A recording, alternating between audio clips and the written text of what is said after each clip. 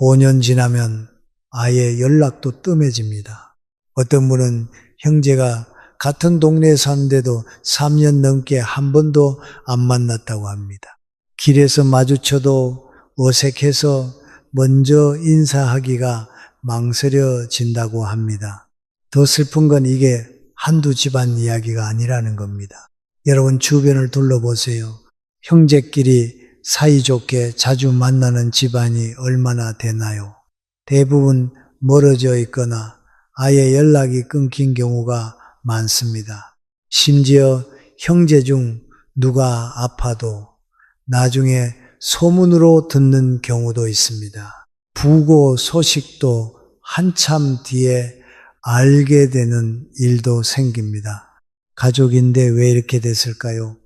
어릴 땐 그렇게 가까웠는데 왜 나이 들수록 점점 멀어지는 걸까요? 혹시 내 잘못일까요? 아니면 형제들이 나를 멀리하는 걸까요? 아닙니다. 이건 특정한 이유들이 있습니다. 그리고 그 이유를 알면 해결의 실마리도 보입니다. 오늘 제가 말씀드릴 6가지 이유를 들어보시면 고개를 끄덕이실 겁니다. 아, 우리 집 이야기네, 내 이야기네 하실 겁니다. 그리고 왜 이렇게 됐는지 이해하게 되실 겁니다. 더 중요한 건 이제라도 관계를 회복할 수 있는 방법도 함께 알려드린다는 겁니다. 끝까지 들어보시면 여러분 마음속에 답이 생기실 겁니다. 그럼 지금부터 시작하겠습니다. 오늘 제 이야기가 유익하다고 생각하시면 댓글에 예라고 적어주세요. 유익하지 않다면 아니오라고 적어주시면 제가 더 발전하겠습니다. 구독과 좋아요는 더 좋은 영상을 만드는 큰 힘이 됩니다. 끝까지 시청해 주시면 여러분 삶에 꼭 필요한 지혜를 얻으실 겁니다. 이제부터 들려드릴 이야기는 실제 이야기입니다. 여러분 이야기일 수도 있고 여러분 주변 이야기일 수도 있습니다. 귀 기울여 들어주세요. 65 세정미숙 씨 이야기입니다. 정미숙 씨는 3남매 중 막내로 태어났습니다. 위로 오빠 1명, 언니 1명이 있었습니다. 어릴 때는 가난했지만 3남매가 참 다정하게 지냈습니다. 학교 끝나면 셋이서 골목에서 놀고 밤에는 한 방에서 한 이불을 덮고 잤습니다. 오빠가 용돈 모아서 군것질거리를 사오면 셋이서 나눠 먹었습니다. 언니가 새 옷을 받으면 미숙 씨가 물려받아 입었습니다. 그렇게 의지하며 자랐습니다. 겨울밤이면 셋이서 한 이불 속에서 도란도란 이야기하며 잠들었습니다. 여름에는 함께 개울가에서 물놀이하고 가을에는 뒷산에서 밤을 주웠습니다. 가난했지만 행복했습니다. 세월이 흘러 모두 결혼하고 가정을 꾸렸습니다. 오빠는 사업을 해서 서울 강남에 아파트를 샀습니다. 언니는 공무원과 결혼해서 안정적으로 살았습니다. 미숙 씨는 평범한 회사원과 결혼해서 경기도 작은 도시에서 살았습니다. 그때부터 조금씩 달라지기 시작했습니다. 명절 때 모이면 오빠의 집은 늘 화려했습니다. 해외여행 다녀온 이야기, 새로 산 차 이야기, 아들이 유학 간 이야기를 했습니다. 언니는 안정적인 공무원 생활과 딸의 대학 진학 이야기를 했습니다. 미숙 씨는 그저 듣기만 했습니다. 남편 월급으로 겨우 생활하는 형편에 할 말이 없었습니다. 자녀 교육비에 허리가 휘고 노후 준비는 엄두도 못 내는 형편이었습니다. 어느 해 추석이었습니다. 오빠의 집에 초대받아 갔습니다. 현관문을 열자 넓은 거실과 고급스러운 인테리어가 눈에 들어왔습니다. 거실 한쪽 벽면을 가득 채운 책장에는 비싼 책들이 꽂혀 있었습니다. 주방 가전 제품도 모두 최신형이었습니다. 미숙 씨는 그날 스스로가 너무 초라하게 느껴졌습니다. 내 집도 나름 열심히 꾸몄는데 비교가 됐습니다. 오빠 며느리는 친절했지만 그 친절이 오히려 더 불편했습니다. 이모님, 편하게 계세요 하는 말 한마디가 마음에 걸렸습니다. 그 뒤로는 오빠의 집에 가기가 싫어졌습니다. 전화도 점점 뜸해졌습니다. 오빠는 바쁘다는 이유로 먼저 연락하지 않았습니다. 미숙 씨도 괜히 부담스러워 전화하지 않았습니다. 언니와도 대화가 줄어들었습니다. 언니는 딸이 좋은 회사에 취직했다는 이야기를 했습니다. 미숙 씨는 아들이 취업 준비 중이라는 말밖에 할 수 없었습니다. 전화할 때마다 기가 죽는 느낌이었습니다. 서로 사는 세계가 달라진 느낌이었습니다. 결정타는 3년 전 아버지가 돌아가신 뒤였습니다. 아버지는 작은 땅 한 필과 예금 3천만 원을 남기셨습니다. 장례식을 치르고 49제를 지낸 뒤 3남매가 모였습니다. 오빠는 이렇게 말했습니다. 아버지, 병원비 대부분 내가 댔어. 3년 동안 1,000만 원 넘게 들어가서. 그러니까 땅은 내가 가져가는 게 맞지 않겠니? 예금은 너희 둘이 나눠 가지렴. 미숙 씨는 할 말을 잃었습니다. 병원비를 댄 건 사실이었습니다.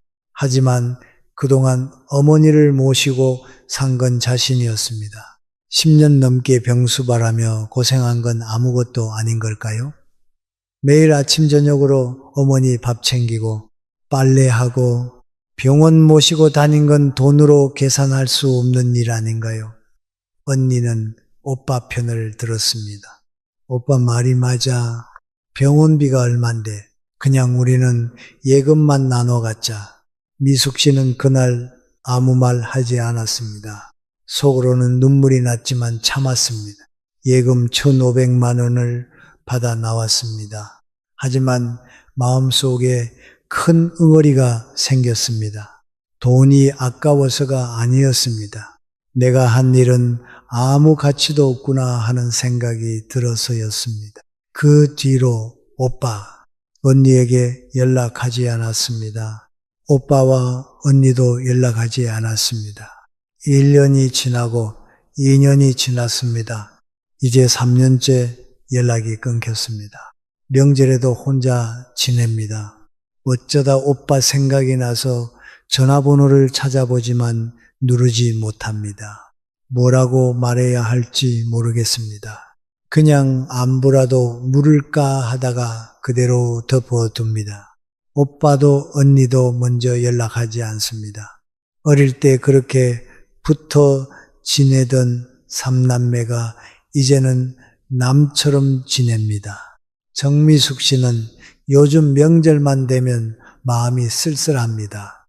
혼자 밥상을 차리며 눈물이 날 때도 있습니다. 오빠랑 언니랑 함께 웃으며 밥 먹던 시절이 그립습니다. 하지만 다시 돌아갈 수 없을 것 같습니다. 이게 정미숙 씨만의 이야기일까요? 아닙니다. 우리 주변에 이런 이야기가 너무 많습니다. 그럼 도대체 왜 이렇게 되는 걸까요? 지금부터 6가지 이유를 하나하나 짚어드리겠습니다. 첫 번째 이유는 부모님이라는 연결고리가 사라졌기 때문입니다. 어릴 때 형제자매는 부모님이라는 울타리 안에 있었습니다. 같은 밥상에서 밥을 먹고 같은 지붕 아래에서 잤습니다. 싸워도 부모님이 중재하면 금방 화해했습니다. 부모님이 계시는 한 형제 자매는 자연스럽게 한자리에 모였습니다. 명절이면 당연히 본가로 갔습니다. 어머니 생신이면 모두 모여 축하했습니다. 부모님이 계시기에 가능한 일이었습니다. 그런데 부모님이 돌아가시면은 모든 게 달라집니다. 더 이상 모일 명분이 없어집니다. 명절에도 굳이 만나지 않아도 됩니다. 서로 바쁘다는 핑계로 약속을 미루다가 결국 만나지 않습니다. 부모님이란 중심이 사라지니까 형제자매도 자연스럽게 흩어지는 겁니다. 두 번째 이유는 삶의 환경과 처지가 달라졌기 때문입니다. 어릴 땐 모두 가난했습니다. 비슷한 환경에서 비슷한 경험을 했습니다. 그래서 대화가 통했습니다. 학교 이야기, 동네 친구 이야기, 부모님 이야기를 나눴습니다. 하지만 나이 들면서 각자 다른 길을 걷게 됩니다. 누구는 성공하고, 누구는 평범하게 살고, 누구는 어렵게 삽니다. 누구는 서울 강남에 살고, 누구는 시골에 삽니다. 누구는 해외여행을 다니고, 누구는 월세 걱정을 합니다. 이렇게 환경이 달라지면 대화의 온도가 달라집니다. 공감대가 사라집니다. 만나도 할 말이 없어집니다. 한쪽은 골프 이야기를 하고 한쪽은 생활비 걱정을 합니다. 어떻게 대화가 이어지겠습니까? 점점 불편해지고 만나기 싫어집니다. 세 번째 이유는 각자의 가정이 우선순위가 됐기 때문입니다. 결혼하고 자녀를 낳으면 형제자매보다 배우자와 자녀가 먼저입니다. 이건 당연한 일입니다. 내 가족을 돌보는 게 우선입니다. 하지만 그만큼 형제자매와 만날 시간이 줄어듭니다. 주말에는 가족끼리 보내야 합니다. 명절에는 처가와 친가를 번갈아 가야 합니다. 형제자매끼리 따로 만날 시간은 점점 없어집니다. 1년에 한두 번 명절 때 겨우 얼굴 보는 게 전부입니다. 시간이 지나면 서로의 삶이 낯설어집니다. 조카들 얼굴도 잘 기억이 안 납니다. 조카가 몇 살인지 무슨 학교에 다니는지도 모릅니다. 완전히 남처럼 지내게 되는 겁니다. 네 번째 이유는 돈 문제입니다. 형제자매 사이를 가장 크게 갈라놓는 게 바로 돈입니다. 부모님 병원비를 누가 얼마나 낼 것인가? 장례비는 어떻게 나눌 것인가? 유산은 어떻게 분배할 것인가? 이런 문제가 터지면 평생 쌓아온 정이 한순간에 무너집니다. 병수발을 든 사람은 자기가 더 고생했으니 더 받아야 한다고 생각합니다. 멀리 산 사람은 재산은 공평하게 나눠야 한다고 주장합니다. 양쪽 다 자기 논리가 있습니다. 합의가 안 됩니다. 감정이 상합니다. 말이 거칠어집니다. 결국 법정까지 가는 경우도 많습니다. 한번 돈 문제로 싸우면 관계 회복이 정말 어렵습니다. 형제를 볼 때마다 그때 일이 떠오릅니다. 저 사람은 결국 돈 앞에서 이렇게 나오는구나 하는 생각이 듭니다. 신뢰가 깨집니다. 그래서 아예 연락을 끊어버립니다. 평생 남보다 못한 사이로 살게 됩니다. 다섯 번째 이유는 비교와 질투심입니다. 형제자매는 어릴 때부터 비교 대상이었습니다. 누구는 공부를 잘하고, 누구는 운동을 잘하고, 누구는 효자라는 말을 들었습니다. 부모님도 은근히 비교했고, 친척들도 비교했습니다. 나이 들면 비교는 더 구체적으로 됩니다. 누구는 좋은 직장에 다니고, 누구는 집을 샀고, 누구는 자식이 출세했습니다. 명절 때 모이면 이런 이야기가 자연스럽게 나옵니다. 잘 사는 형제를 보면 겉으로는 축하한다고 말합니다. 하지만 속으로는 불편합니다. 왜 나는 저만큼 못했을까 하는 생각이 듭니다. 똑같이 자랐는데 왜 저 사람만 잘 됐을까 하는 의문이 생깁니다. 자존심이 상합니다. 스스로가 초라해집니다. 만나면 비교되니까 만나기 싫어집니다. 전화도 하기 싫어집니다. 형제 소식을 들으면 괜히 기분이 안 좋아집니다. 형제인데도 질투심이 생기는 겁니다. 이런 마음이 쌓이면 관계는 점점 멀어집니다. 여섯 번째 이유는 관계 유지 노력이 없기 때문입니다. 형제니까 당연히 가까울 거라고 생각합니다.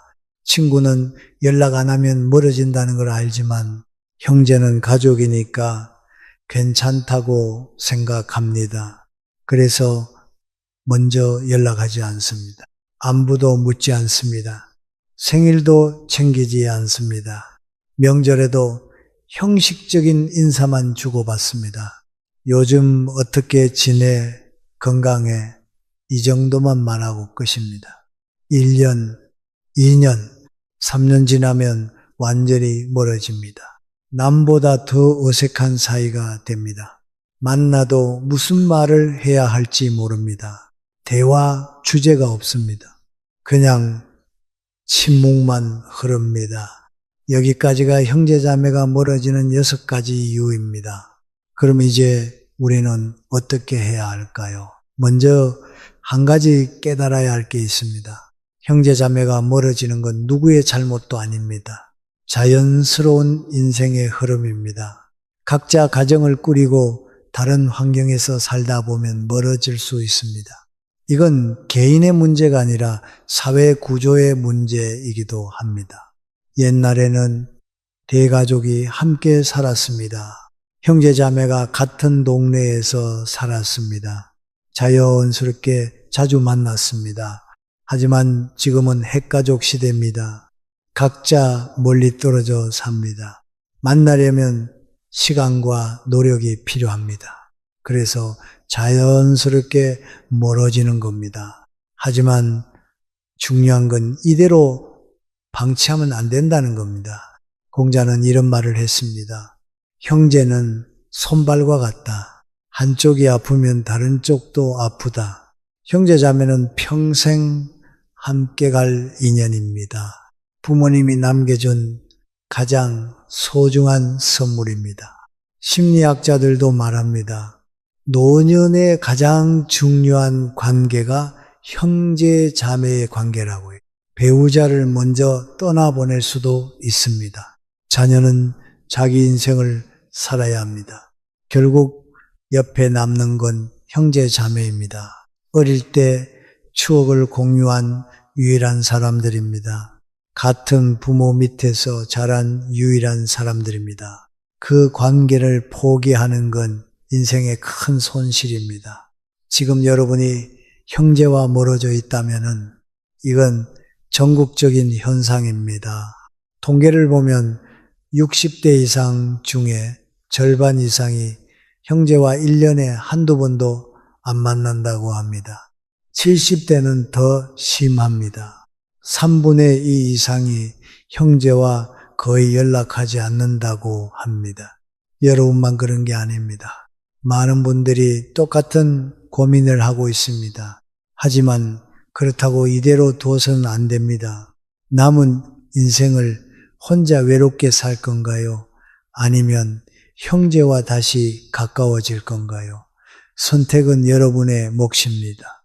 지금부터라도 노력하면 관계는 회복될 수 있습니다. 늦었다고 생각할 때가 가장 빠른 때입니다. 오늘이 가장 젊은 날입니다. 지금 시작하면 됩니다. 작은 노력으로 형제자매와 다시 가까워질 수 있습니다. 그럼 구체적으로 어떻게 해야 할까요?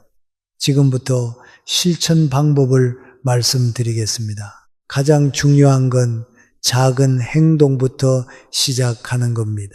거창한 화해나 사과가 필요한 게 아닙니다. 아주 사소한 행동 하나로 시작할 수 있습니다. 첫 번째 방법은 안부 문자 한 통 보내는 겁니다. 오늘 날씨가 쌀쌀한데 건강 챙기세요. 형, 요즘 잘 지내세요? 동생아, 잘 지내고 있지? 이 한 줄이면 됩니다. 거창하게 쓸 필요 없습니다. 형이나 동생에게 문자 한 통 보내는데 1분도 안 걸립니다. 하지만 그 한 통이 얼어붙은 관계를 녹일 수 있습니다. 상대방도 연락하고 싶었지만 어떻게 시작할지 몰라 망설였을 겁니다. 여러분이 먼저 손을 내밀면 상대방도 반가워할 겁니다. 아, 나를 생각해 주는구나 하고 감동할 겁니다. 그 문자 한 통이 새로운 시작이 됩니다. 두 번째 방법은 생일이나 명절에 전화하는 겁니다. 형제 생일을 기억하고 계신가요? 달력에 표시해 두세요. 휴대폰 달력에 알림 설정해 두세요. 생일 당일 아침에 전화해서 축하한다고 한마디만 하세요. 예, 형 오늘 생신이잖아요. 축하드려요. 동생아, 생일 축하해. 건강하게 잘 지내. 3분 통화로 끝나도 괜찮습니다. 중요한 건 내가 여러분을 기억하고 있다는 메시지를 전하는 겁니다. 명절 전날에도 전화하세요. 내일 추석인데 잘 지내. 건강해. 설날 잘 보내. 새해 복 많이 받아. 이 한마디면 충분합니다. 이런 작은 행동이 쌓이면 관계가 조금씩 회복됩니다. 형제도 여러분을 다시 생각하게 됩니다. 세 번째 방법은 한 달에 한 번 정도 만나자고 제안하는 겁니다. 거창한 약속이 아니라 간단하게 차 한잔 하자고 하세요. 동네 카페에서 30분만 만나도 됩니다. 형, 다음 주 토요일 시간 되세요? 잠깐 차나 한잔 하세요. 동생아, 이번 주말에 시간 나면 만나서 밥이나 먹자. 얼굴 보고 안부 나누는 것만으로도 의미가 있습니다. 처음에는 어색할 수 있습니다. 무슨 말을 해야 할지 모를 수도 있습니다. 괜찮습니다. 날씨 이야기, 건강 이야기, 자녀 이야기 가볍게 하다 보면 시간이 갑니다. 어릴 때 추억 이야기를 꺼내도 좋습니다. 우리 어릴 때 뒷산에서 밤 주워 먹던 거 기억나? 여름에 개울가에서 물놀이 하던 거 생각나? 이런 이야기를 나누다 보면 자연스럽게 가까워집니다. 중요한 건 만나는 횟수를 늘리는 겁니다. 자주 만나다 보면 자연스럽게 친해집니다. 네 번째 방법은 조카를 챙기는 겁니다. 형제와 직접 대화하기 어렵다면 조카부터 챙기세요. 조카 생일에 용돈 조금 보내세요. 10만 원, 20만 원이면 충분합니다. 조카가 대학에 더 무서운 진실을 말씀드리겠습니다. 여러분이 베풀면 베풀수록 받는 사람들은 감사하지 않습니다. 당연하게 여깁니다. 30년간 매달 50만 원씩 준 부모가 건강 악화로 30만 원으로 줄이자 자녀가 뭐라고 했을까요? 요즘 인색해지셨네요. 30년간 받은 1억 8천만 원은 다 잊고 줄어든 20만 원만 기억합니다. 조금이라도 덜 주면 섭섭해합니다. 오히려 더 요구합니다. 이게 현실입니다. 여러분, 60살 넘으면 베풀면 안 됩니다. 준비 없이 베풀다간 마지막 10년이 지옥이 됩니다. 돈 없는 노인은 짐이 되고 돈 있는 노인은 어른이 됩니다. 잘못 선택하면 자식들 눈치 보며 살고 병원비 걱정에 잠 못 이루고 친구들 연락도 끊깁니다. 하지만 제대로 선택하면 당당하게 살고 건강 지키고 존중받으며 살 수 있습니다. 오늘 나를 먼저 챙겨야 하는 진짜 이유 5가지를 알려드리겠습니다. 이건 단순한 조언이 아닙니다. 이건 여러분의 생존 전략입니다. 절대 놓치지 마십시오. 오늘도 처음부터 함께 해주셔서 감사합니다. 지금 이 영상을 어디에서 보고 계신가요? 여러분의 지역을 댓글로 알려주시면 감사하겠습니다. 오늘 영상이 도움이 되신다면 구독과 좋아요 부탁드립니다. 끝까지 시청하시면 여러분의 노후가 완전히 달라질 겁니다. 이제부터 제가 직접 겪거나 목격한 3가지 실제 이야기를 들려드리겠습니다. 첫 번째 이야기부터 시작하겠습니다. 작년 가을 제 동네 경로당에서 72세 김성호 씨가 쓰러지셨습니다. 혈압이 급격히 올라 응급실에 실려갔습니다. 원인은 극심한 스트레스였습니다. 10년 전 절친한 친구에게 빌려준 2천만 원 때문이었습니다.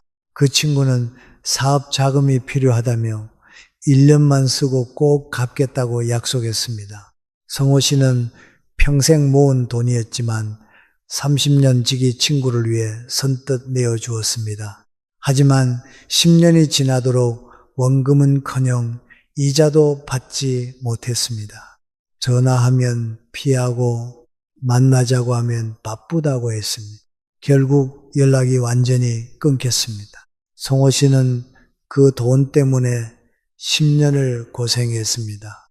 여행 한 번, 식사 한 번 마음껏 못했습니다.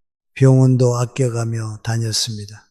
더 비참한 건 작년에 그 친구가 새 아파트로 이사 갔다는 소식을 들은 겁니다. 돈이 없다던 사람이 말입니다. 그 얘기를 듣고 혈압이 치솟아 쓰러진 겁니다. 두 번째 이야기입니다.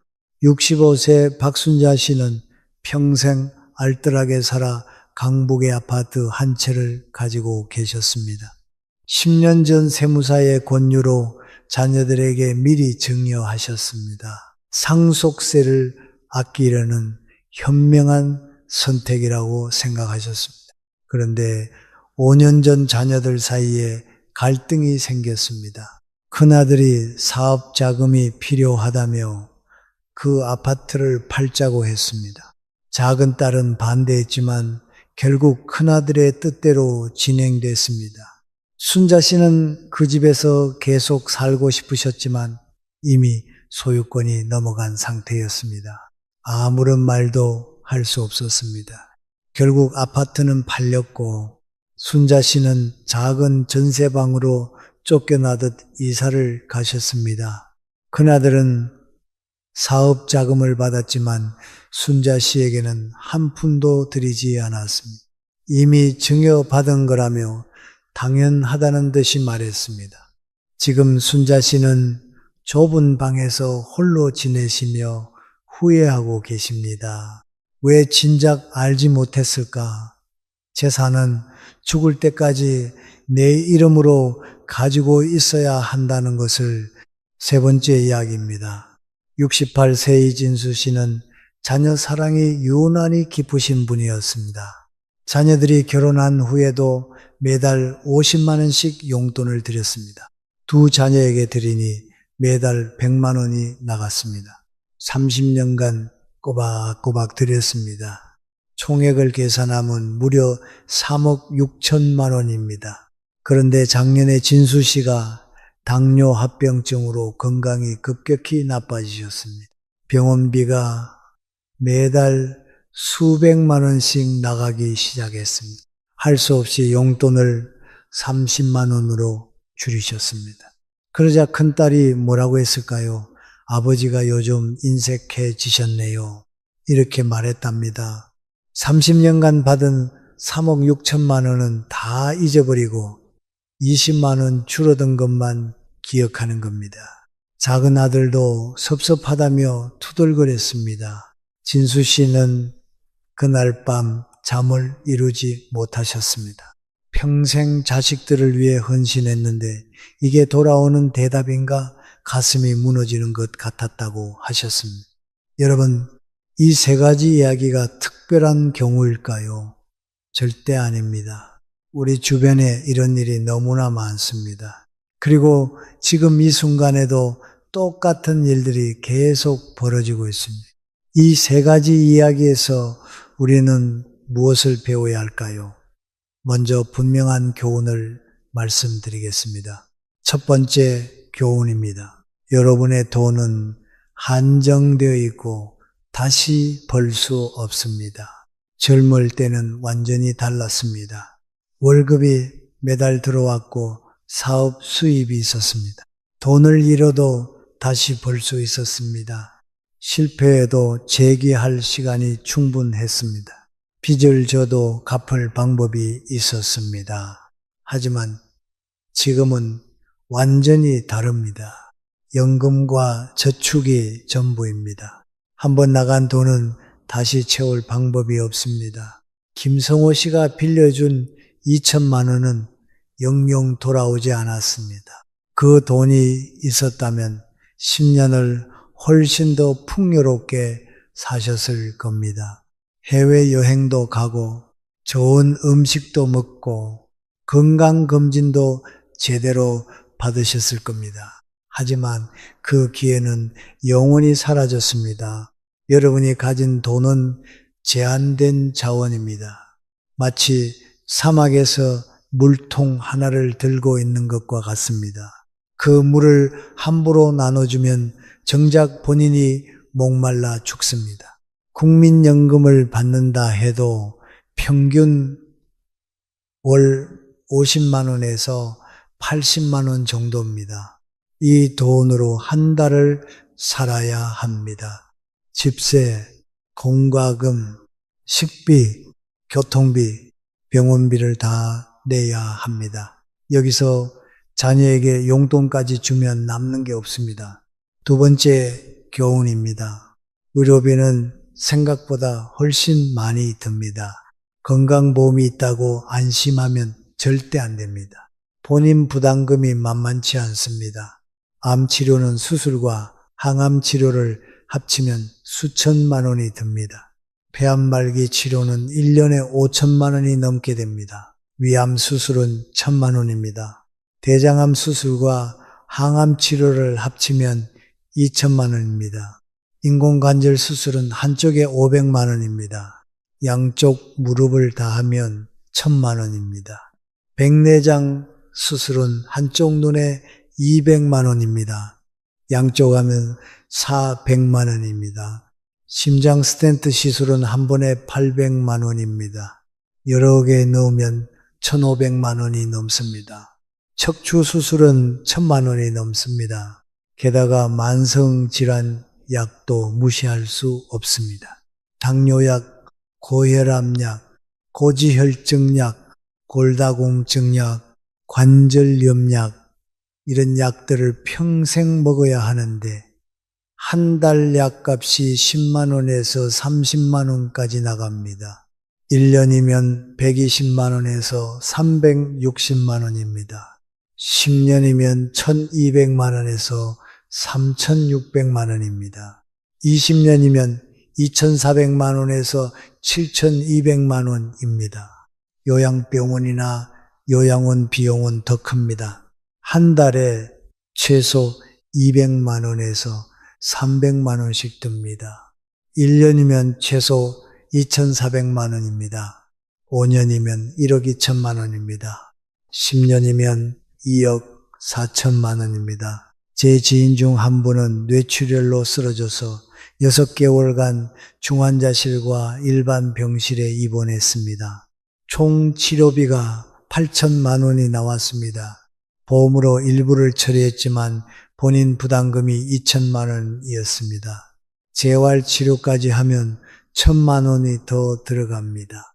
만약 그 전에 자녀들에게 재산을 다 나눠줬다면 어떻게 됐을까요? 자녀들에게 손 벌리며 눈치 보며 치료받아야 했을 겁니다. 혹은 치료를 포기해야 했을 겁니다. 세 번째 교훈입니다. 자녀들도 여러분을 책임질 여유가 없습니다.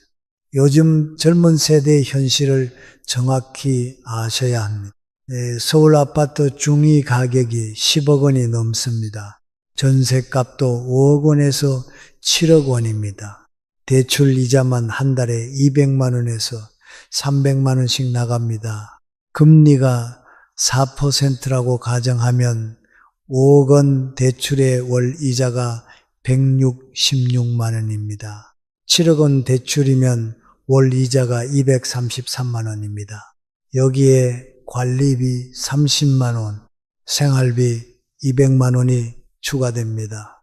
맞벌이 부부가 한 달에 500만 원을 벌어도 빠듯합니다. 아이 키우는데 드는 돈은 더 큽니다. 어린이집부터 고등학교까지 사교육비가 한 달에 100만 원은 기본입니다. 두 아이면 200만 원입니다. 대학 등록금은 1년에 1000만 원입니다. 4년이면 4천만 원입니다. 결혼 자금은 최소 1억 원입니다. 혼수와 예단까지 합치면 1억 5천만 원입니다. 이런 상황에서 자녀들이 부모까지 모시고 살 여유가 있을까요? 물론 효도하고 싶은 마음은 있을 겁니다. 하지만 마음만으로는 안 됩니다. 현실적으로 불가능합니다. 자녀들도 자기 가정 지키기 바쁩니다. 맞벌이에도 빠듯한데 부모님 용돈까지 드리면 가게가 무너집니다. 한 통계를 보면 40대 가구의 평균 저축액이 5천만 원입니다. 이 돈으로 자녀 교육과 노후 준비를 동시에 해야 합니다. 부모님까지 모실 여력이 없습니다. 네 번째 교훈입니다. 받는 사람은 감사하지 않고 더 요구합니다. 심리학에 기대 적응이라는 개념이 있습니다. 사람은 같은 자극에 반복적으로 노출되면 그것에 익숙해져서 더 이상 특별하게 느끼지 않는다는 겁니다. 처음 받을 때는 고맙지만 2번, 3번 받다 보면 당연하게 여긴다는 뜻입니다. 더 나아가 안 주면 섭섭해하고 배신감까지 느낍니다. 심리학자들은 이를 손실, 회피, 편향이라고 부릅니다. 사람들은 얻는 기쁨보다 잃는 고통을 2배 더 크게 느낍니다. 200만 원을 받는 기쁨보다 100만 원이 줄어드는 고통을 2배 더 크게 느낀다는 뜻입니다. 이진수 씨의 자녀들이 딱 그랬습니다. 30년간 받은 3억 6천만 원은 다 잊고 줄어든 20만 원만 기억했습니다. 이게 인간의 본성입니다.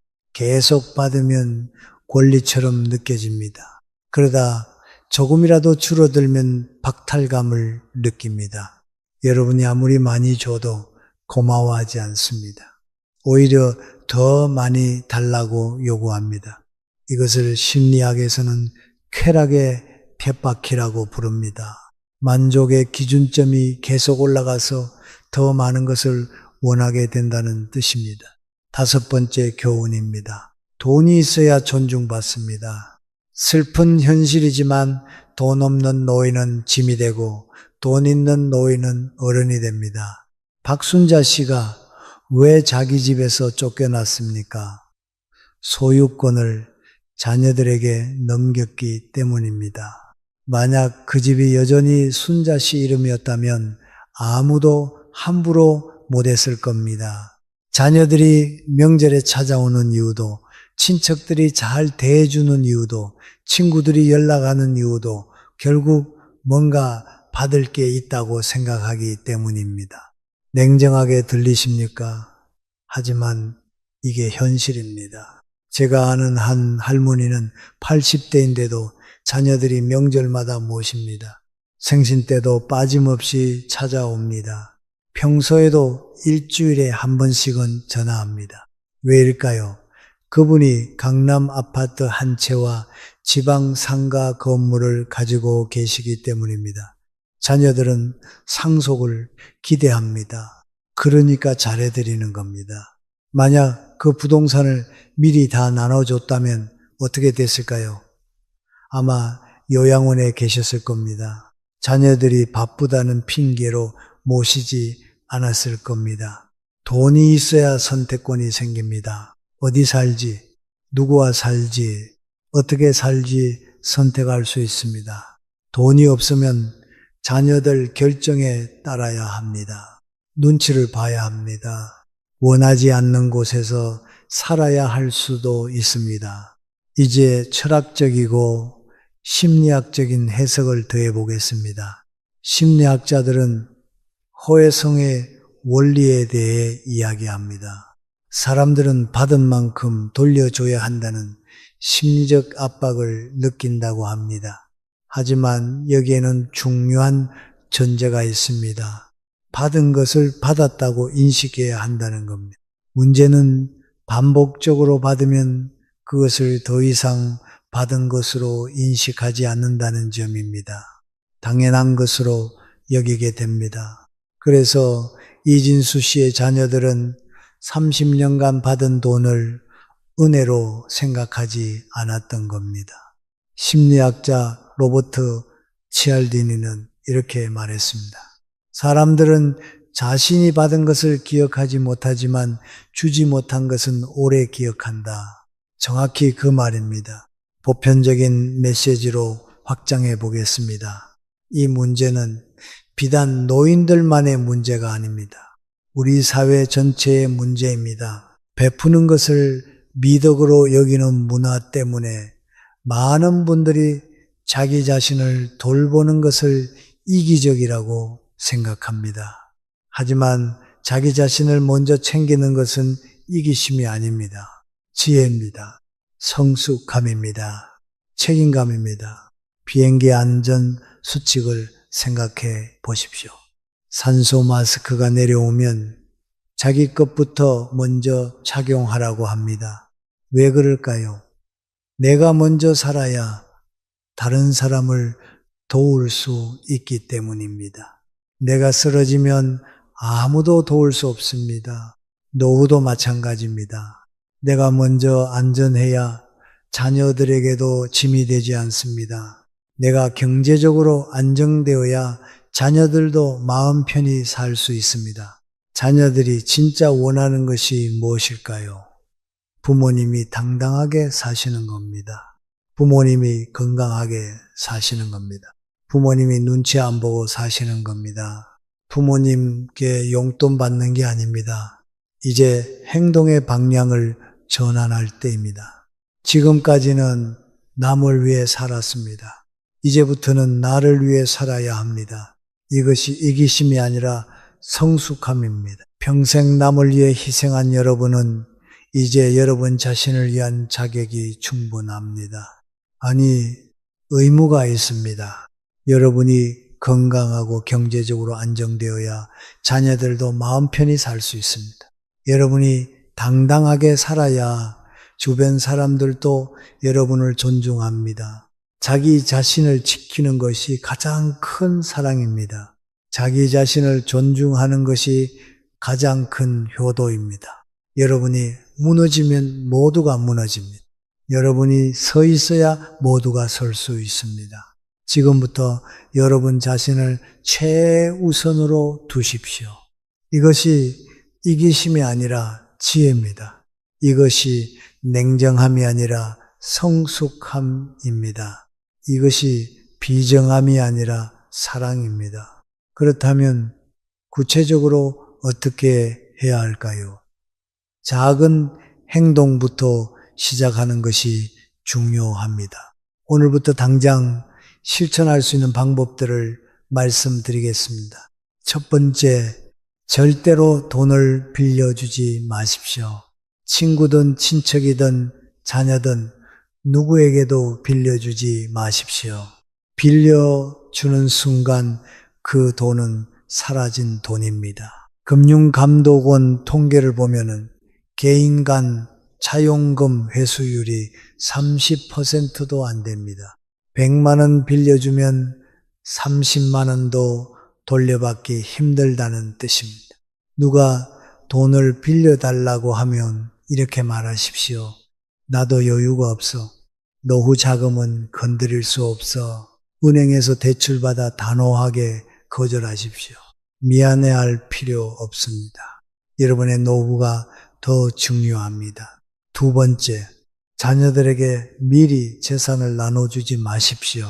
생전증여가 절세에 유리하다는 말을 듣고 미리 재산을 나눠주는 분들이 많습니다. 하지만 이건 정말 위험한 선택입니다. 재산을 다 나눠주고 나면은 여러분은 아무 힘이 없습니다. 박순자 씨처럼 자기 집에서 쫓겨날 수도 있습니다. 재산은 죽을 때까지 여러분 이름으로 가지고 계십시오. 그래야 힘이 있습니다. 그래야 선택권이 있습니다. 그래야 자녀들이 함부로 못합니다. 상속세가 걱정되십니까? 상속세 내는 게 자녀들에게 무시당하고 쫓겨나는 것보다 훨씬 낫습니다. 세 번째, 용돈을 정기적으로 주지 마십시오. 매달 정해진 금액을 주면 그게 당연한 수입이 됩니다. 안 주면 섭섭해하고 화를 냅니다. 대신 가끔씩 특별한 날에만 주십시오. 생일이나 명절 같은 때만요. 그러면 받는 사람도 감사하게 생각합니다. 정기적으로 주는 돈은 의무가 되지만 가끔 주는 돈은 선물이 됩니다. 여러분의 돈을 의무로 만들지 마십시오. 선물로 만드십시오. 네 번째, 고가의 선물을 사주지 마십시오. 손주들 장난감 사주고 자녀들 옷 사주고 명절 때마다 선물 사주는 분들 많습니다. 하지만 이런 소비는 의미가 없습니다. 받는 사람은 금방 잊어버립니다. 비싼 선물보다는 마음을 표현하는 게 낫습니다. 직접 만든 음식이나 손편지가 오히려 더 기억에 남습니다. 돈을 쓰는 것과 마음을 쓰는 건 다릅니다. 다섯 번째, 식사 대접을 자주 하지 마십시오. 자녀들 오면 외식하고 친구들 만나면 밥 사고 이러다 보면 돈이 얼마나 나가는지 모릅니다. 한 번에 10만 원씩만 써도 한 달에 5번만 하면 50만 원입니다. 1년이면 600만 원입니다. 이제부터는 각자 먹은 만큼 내는 더치페이를 하십시오. 처음에는 어색할 수 있습니다. 하지만 몇 번 하면 익숙해집니다. 젊은 세대는 더치페이가 당연합니다. 오히려 더 편하게 생각합니다. 여섯 번째, 투자나 사업 제안을 절대 받아들이지 마십시오. 나이 들면 사기꾼들의 표적이 됩니다. 고수익을 보장한다. 원금은 보장된다고 이런 말로 유혹합니다. 하지만 세상에 공짜는 없습니다. 여러분의 돈은 은행 예금이나 안전한 곳에만 두십시오. 수익률이 낮아도 원금이 보장되는 게 최선입니다. 노후 자금으로 모험하면 안 됩니다. 일곱 번째, 여행이나 취미 생활에 과도하게 쓰지 마십시오. 노후를 즐기는 것도 중요하지만 한도가 있어야 합니다. 여행과 취미는 예산을 정해두고 그 안에서만 즐기십시오. 1년 예산을 미리 정하고 그 이상은 절대 쓰지 마십시오. 이제 관계를 가꾸는 습관에 대해 말씀드리겠습니다. 진짜 관계는 돈으로 만들어지지 않습니다. 한 분은 평생 후하게 베풀며 사셨습니다. 친구들 밥도 사주고 친척들 경조사도 크게 내고 자녀들에게도 많이 주셨습니다. 그런데 80이 넘어 요양원에 들어가실 때 찾아온 사람이 몇 명이었을까요? 3명이었습니다. 평생 도와준 수십 명 중에서 3명뿐이었습니다. 반대로 평생 조심스럽게 사신 분도 계십니다. 돈 빌려주지 않고 식사 대접도 잘 안 하고 선물도 잘 안 사주셨습니다. 그런데 그분이 요양원에 들어가실 때도 찾아온 사람이 3명이었습니다. 똑같이 3명이었습니다. 무슨 의미일까요? 후하게 살든 조심스럽게 살든 진짜 친구의 수는 똑같다는 겁니다. 진짜로 여러분을 아끼는 사람은 손에 꼽을 정도밖에 안 됩니다. 나머지는 다 받을 게 있으니까 주변에 있었던 사람들입니다. 철학자 노자는 이런 말을 했습니다. 자기 자신을 아는 사람이 현명하고 자기 자신을 이기는 사람이 강하다. 여러분이 지금 해야 할 일은 다른 사람의 기대를 이기는 것입니다. 다른 사람의 요구를 이기는 것입니다. 그리고 자기 자신을 지키는 것입니다. 이것이 진짜 강한 사람입니다. 심리학자 메슬로는 인간의 욕구를 5단계로 나누었습니다. 가장 아래는 생리적 욕구이고 가장 위는 자아실현 욕구입니다. 중요한 것은 아래 단계가 충족되지 않으면 위로 올라갈 수 없다는 겁니다. 여러분의 경제적 안정, 건강, 안전이 먼저 충족되어야 합니다. 그래야 자녀들을 진정으로 사랑할 수 있고 주변 사람들과 좋은 관계를 맺을 수 있습니다. 자기 돌봄은 이기심이 아니라 성숙함입니다. 이제 여러분께 직접 행동을 촉구합니다. 오늘부터 실천하십시오. 내일부터가 아닙니다. 오늘부터입니다. 지금 이 순간부터입니다. 작은 것부터 시작하십시오. 오늘 누가 돈 빌려달라고 하거든 거절해 보십시오. 내일 식사 대접하려던 거 더치페이로 바꿔보십시오. 모레는 자녀에게 주려던 용돈을 반으로 줄여보십시오. 이렇게 하나씩 바꾸어 가십시오. 처음에는 불편할 겁니다. 미안한 마음도 들고 죄책감도 느껴질 겁니다. 하지만 한 달만 지나면 익숙해집니다. 석 달만 지나면 편해집니다. 1년만 지나면 통장 잔고가 눈에 띄게 늘어나는 걸 보실 겁니다. 여러분의 돈은 여러분이 쓰십시오. 자녀들 주려고 모으지 마십시오. 상속 많이 남기려고 아끼지 마십시오. 여러분이 즐기면서 쓰십시오. 맛있는 거 드시고 가고 싶은 곳 가시고 하고 싶은 거 하십시오. 단 예산 안에서요. 무분별하게 쓰지 말고 계획적으로 쓰십시오. 여러분 평생 충분히 베풀었습니다. 이제는 여러분 차례입니다. 당당하게 여러분을 위해 사십시오. 미안해할 필요 없습니다. 눈치 볼 필요 없습니다. 여러분은 그럴 자격이 충분합니다. 한 달 후, 석 달 후, 1년 후에 여러분은 오늘의 선택을 감사하게 될 겁니다. 통장 잔고가 늘어나는 걸 보면서 만족하게 될 겁니다. 병원비 걱정 없이 치료받으면서 다행이라고 생각하게 될 겁니다. 자녀들 눈치 안 보고 당당하게 살면서 행복해지실 겁니다. 여러분의 노후는 여러분이 지킵니다. 돈이 있어야 선택할 수 있습니다. 돈이 있어야 존중받습니다. 돈이 있어야 행복할 수 있습니다. 이게 냉정한 현실입니다. 오늘부터 여러분의 지갑을 지키십시오. 그 작은 It hurt good, more than I can say. But maybe love isn't holding on. Maybe it's knowing when to walk away.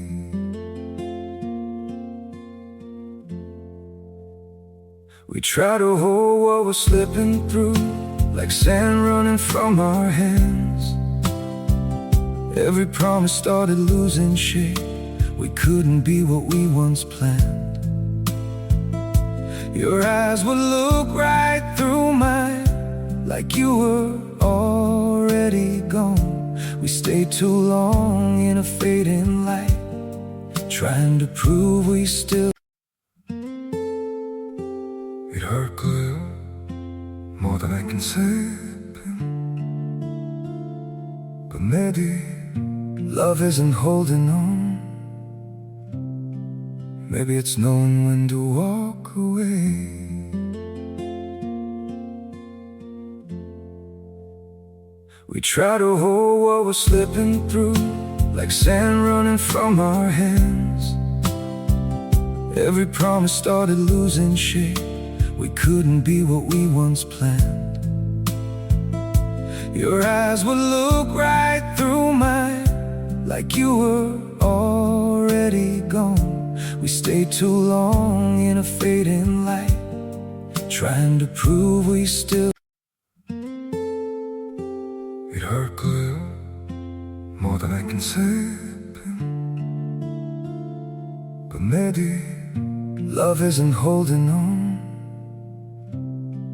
Maybe it's knowing when to walk away.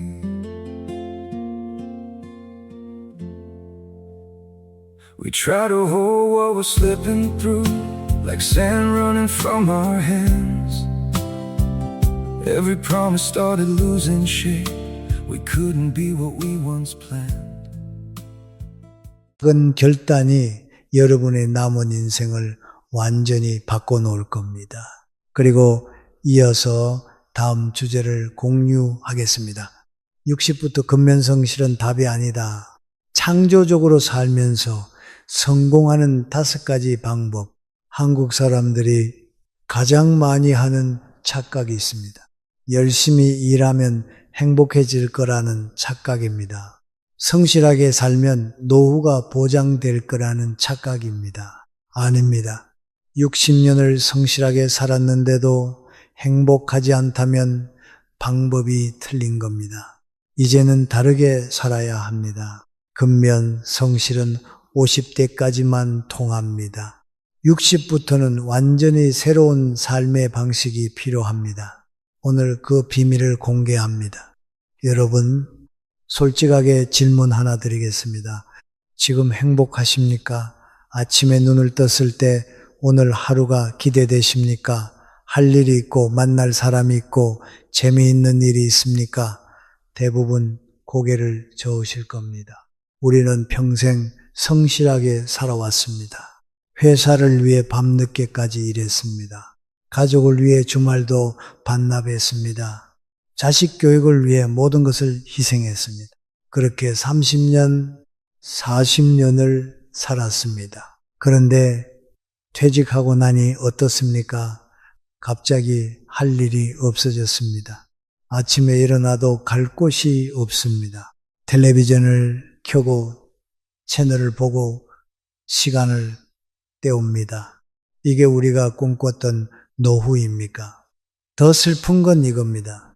우리는 여전히 건강합니다. 걷는 것도 문제없고 머리도 멀쩡합니다. 앞으로 20년, 30년을 더 살 수 있습니다. 그런데 이렇게 무료하게 살아야 한다니 참담합니다. 주변을 보면 다들 비슷합니다. 친구들 만나면은 건강 이야기, 자식 자랑, 손주 이야기뿐입니다. 아파트 값 이야기, 주식 이야기가 전부입니다. 그게 다입니다. 우리 인생이 그것밖에 안 됩니까? 어떤 분은 이렇게 말합니다. 나는 평생 일만 했어. 이제 좀 쉬고 싶다고 그래서 아무것도 안 하고 있다고 말합니다. 하지만 진짜 쉬고 있는 겁니까? 아니면 무너지고 있는 겁니까? 통계를 보면은 충격적입니다. 60대 우울증 환자가 10년 전보다 3배나 늘었습니다. 혼자 사는 노인의 절반 이상이 외롭다고 합니다. 이것이 우리가 바라던 노년입니까? 문제는 명확합니다. 우리는 잘못 배웠습니다. 평생 근면, 성실만 강조하는 교육을 받았습니다. 열심히 일하면 된다고 배웠습니다. 하지만 그것만으로는 부족합니다. 60부터는 완전히 다른 능력이 필요합니다. 재미를 찾는 능력입니다. 새로운 것을 시도하는 용기입니다. 나만의 방식으로 사는 창조성입니다. 오늘 이 영상에서 그 방법을 알려드리겠습니다. 평생 성실하게 살아온 여러분이 이제는 창조적으로 살아가는 법을 말씀드리겠습니다. 예수부터 진짜 행복하게 사는 5가지 방법을 공개합니다. 이 이야기가 여러분께 도움이 될 것 같다면 댓글에 예라고 적어주세요. 도움이 되지 않는다면 아니요 라고 솔직하게 말씀해 주세요. 여러분의 의견이 제가 더 나은 콘텐츠를 만드는데 큰 힘이 됩니다. 그럼 지금부터 시작하겠습니다. 이 영상이 도움되신다면 구독과 좋아요 꼭 부탁드립니다. 끝까지 보시면 인생이 바뀌는 5가지 방법을 얻어가실 겁니다. 오늘은 한 분의 놀라운 이야기를 들려드리겠습니다. 30년 동안 대학 교수로 살았던 예순두 살 박민수 씨의 이야기입니다. 박민수 씨는 누구보다 성실한 사람이었습니다. 매일 아침 7시에 일어났습니다. 밤 12시까지 연구실에서 일했습니다. 논문을 쓰고 강의를 준비하고 학생들을 지도했습니다. 주말에도 학회에 다녔습니다. 30년을 단 하루도 쉬지 않고 그렇게 살았습니다. 주변에서는 모두 부러워했습니다. 명문대 교수라는 타이틀이 있었습니다. 안정적인 수입도 있었습니다. 사회적 존경도 받았습니다. 누가 봐도 성공한 인생이었습니다. 그렇게 30년을 보내고 정년 퇴직을 했습니다. 처음 석 달은 좋았습니다. 아침에 늦잠도 자고 텔레비전도 실컷 봤습니다. 그동안 못 만났던 친구들도 만났습니다. 하지만 석 달쯤 지나자 이상한 감정이 밀려왔습니다. 무언가 텅 빈 것 같았습니다. 아침에 일어나도 할 일이 없었습니다. 친구들을 만나도 이야기할 게 없었습니다. 건강, 자식, 손주 이야기만 반복했습니다. 박 씨는 점점 우울해졌습니다. 평생 교수로 살았는데 이제는 아무것도 아니었습니다. 학교에 가면 후배 교수들이 반갑게 맞아줬지만 어색했습니다. 이제는 자기 자리가 아니었습니다. 그때 박 씨는 과감한 결정을 내렸습니다. 전남의 작은 섬으로 이사를 가기로 한 겁니다. 가족들은 모두 반대했습니다. 아내는 서울이 좋다고 했습니다. 자식들은 병원도 없는 곳에서 어떻게 사느냐고 걱정했습니다. 하지만 박 씨는 결심을 굽히지 않았습니다. 무언가를 바꿔야 한다고 생각했습니다. 이대로 살다가는 정말 무너질 것 같았습니다. 섬에 도착한 첫날은 막막했습니다. 아무도 박 씨를 알아보지 못했습니다. 30년간 쌓아온 교수라는 타이틀이 아무 의미가 없었습니다. 그냥 서울에서 온 낯선 노인일 뿐이었습니다. 처음 일주일은 정말 힘들었습니다. 할 일이 없었습니다. 아는 사람도 없었습니다. 집에만 앉아있으니 더 우울했습니다. 그런데 2주일쯤 지나자 묘한 변화가 일어났습니다. 매일 아침 바닷가를 산책하기 시작했습니다. 처음에는 그냥 걷기만 했습니다. 그런데 자꾸 걷다 보니 재밌었습니다. 파도 소리가 들렸습니다. 바람 냄새가 느껴졌습니다. 어느 날은 마을 할아버지가 말을 걸었습니다. 낚시 한번 해보지 않겠냐고 했습니다. 박 씨는 평생 낚시를 해본 적이 없었습니다. 하지만 해보기로 했습니다. 처음에는 서툴렀습니다. 낚싯줄도 제대로 던지지 못했습니다. 하지만 할아버지가 친절하게 가르쳐 주었습니다. 신기하게도 재미있었습니다. 그 다음 날도 나갔습니다. 그 다음 날도 나갔습니다. 일주일쯤 하니까 조금씩 익숙해졌습니다. 물고기도 잡히기 시작했습니다. 어느 날은 마을 할머니가 텃밭일을 도와달라고 했습니다. 박 씨는 흙을 만져본 적이 없었습니다. 하지만 해보기로 했습니다. 삽질을 하고 모종을 심었습니다. 손에 흙이 묻고 땀이 났습니다. 그런데 이상하게 기분이 좋았습니다. 석 달쯤 지났을 때 박 씨는 깨달았습니다. 평생 머리만 쓰고 살았다는 것을, 평생 남들의 평가만 신경 쓰고 살았다는 것을, 정작 자신이 무엇을 좋아하는지는 몰랐다는 것을 이제 박 씨는 매일 아침이 기다려집니다. 오늘은 낚시를 갈까 텃밭에 갈까 고민합니다. 마을 사람들과 이야기하는 것도 즐겁습니다. 저녁에는 바다를 보며 그날 있었던 일을 노트에 적습니다. 1년쯤 지났을 때 옛 제자가 찾아왔습니다. 제자는 깜짝 놀랐습니다. 교수님 얼굴이 완전히 달라져 있었습니다. 주름은 늘었지만 눈빛이 살아 있었습니다. 제자가 물었습니다. 교수님, 여기서 뭐 하세요? 시간 낭비 아닌가요? 박 씨는 웃으며 대답했습니다. 나는 지금 창조하고 있네.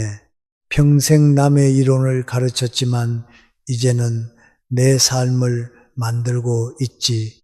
이게 바로 진짜 창조야. 제자는 이해하지 못하는 표정이었습니다.